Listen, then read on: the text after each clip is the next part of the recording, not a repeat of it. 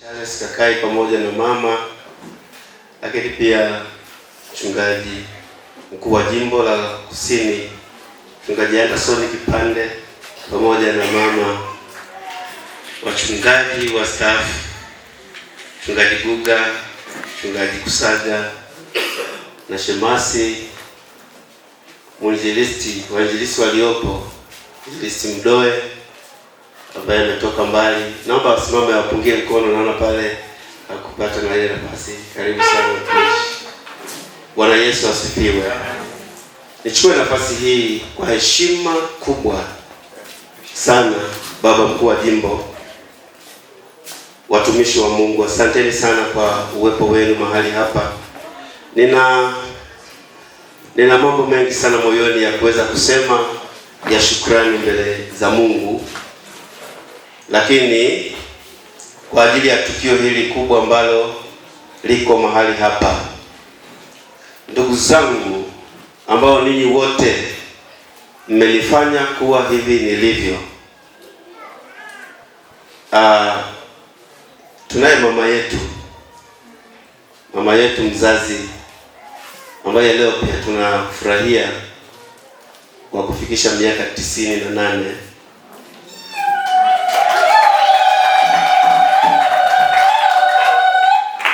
Nimeona niseme ili aweze kuona ili kuendelea na mambo mengine. Mama yetu mpendwa sana ambaye ametufanya tulivyo, amevaa kofia pale ya kilemba. Naomba aweze kusimama, maana anajua kupunga mkono na hata kusema kidogo anasema vizuri kabisa. Amen. Nashukuru sana kwa tendo hili la mtoto wangu mdogo. Lakini mimi nimekuwa hivi, sina sauti nzuri ya kusema. Nasema asanteni waliokuja kwenye sherehe hii, naomba asanteni. Mimi ndio wangu ni kanisa na msiku ni, lakini naomba msaidie kwa hilo. Baba mkuu wa jimbo, watumishi wa Mungu, nimeona nimtambulishe kama hivyo, na kwangu inakuwa ni baraka sana, lakini naomba niseme neno la shukrani kabisa kwenu ninyi wote ambao mmenikimbilia mahali hapa.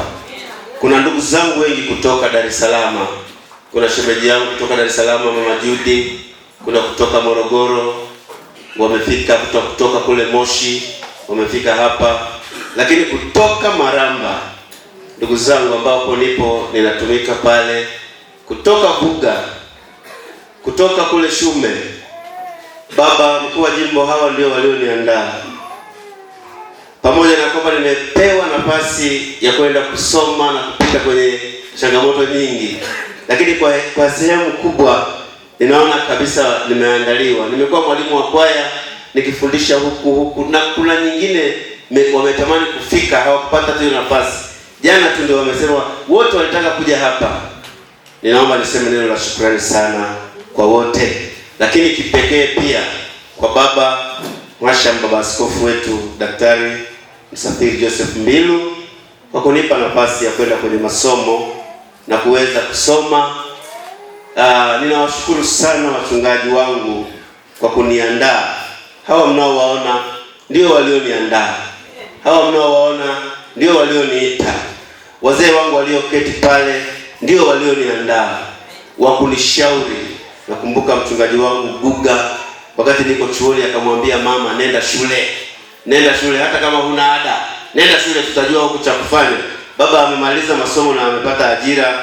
Mchungaji wangu Kusaga, wakati nimekuja hapa nilikuwa nakata tamaa kwenye yale mapito, akasema una wimbo ulioimba unasema watumishi msikate tamaa. Niliendelea kusonga mbele. Na baba yangu Njuga nimemwona ameingia hapa, na juzi alinipigia simu na akiniombea. Ngoja nisiseme yaliyo mengi. Kwaya yangu ya Sifuni, Mungu awabariki. Washarika wa Tiku, Mungu awabariki. Wazazi wangu, nina wakwe hapa, ngoja nisije nikaacha kuwatambulisha wakwe wangu. Baba yangu mkwe na mama yangu wako hapa. Ninaomba pale walipo wasimame tafadhali, pale walipo. Mama yangu na baba yangu, ni watumishi wa Mungu. Bwana Yesu asifiwe. Na wengine wote Mungu awabariki, nitawatambulisha vizuri pale baadaye. Baba, Mungu akubariki, nashukuru sana. Nina mengi ya shukrani sana. Asante sana baba. Asante mchungaji.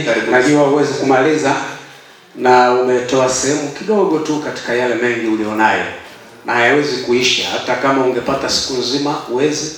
Lakini tunamshukuru Mungu pamoja nawe kwamba umeweza kufikia wakati ambapo tunazungumza kwa namna hii. Mungu akutunze.